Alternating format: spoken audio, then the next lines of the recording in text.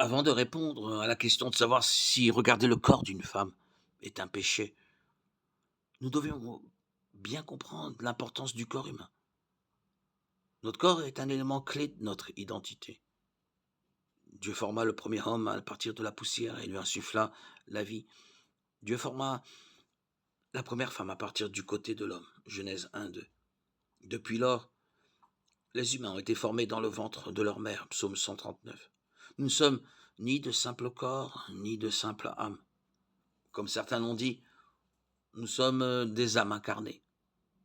Bien que tous les corps humains mourront, Romains 5,13, ceux qui connaissent Jésus attendent avec impatience une future résurrection corporelle dans laquelle ils recevront des corps glorifiés, aptes à l'éternité, dans les nouveaux cieux et la nouvelle terre. 1 Corinthiens 15, 1 Thessaloniciens 4, Apocalypse 21-22.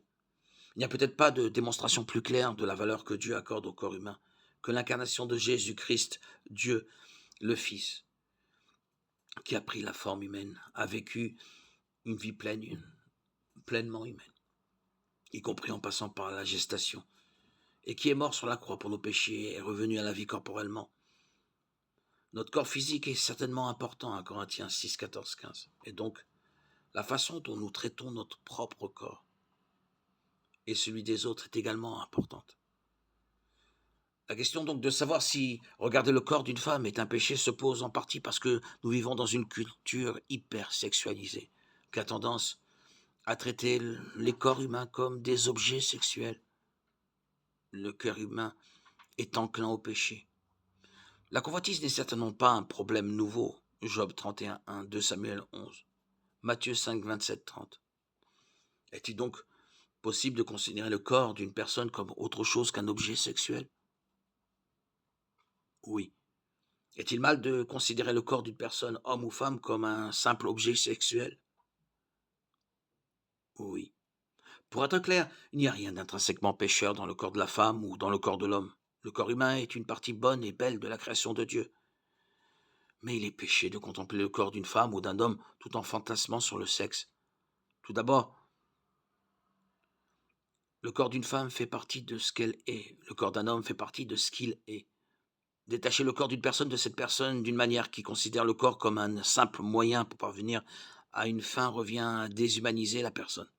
Deuxièmement, si la convoitise est un péché courant, elle démontre aussi une incompréhension fondamentale du dessein de Dieu concernant le sexe. Le sexe est destiné à un homme et une femme dans la relation d'alliance du mariage. Il fait partie de l'union d'une seule chair, d'un mari et d'une femme. Parce que les deux sont engagés l'un envers l'autre, ils peuvent exposer leur nudité l'un à l'autre dans la vulnérabilité.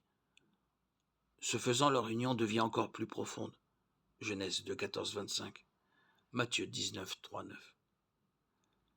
Le sexe est destiné à être un don de soi à l'autre. 1 Corinthiens 7, 2, 4.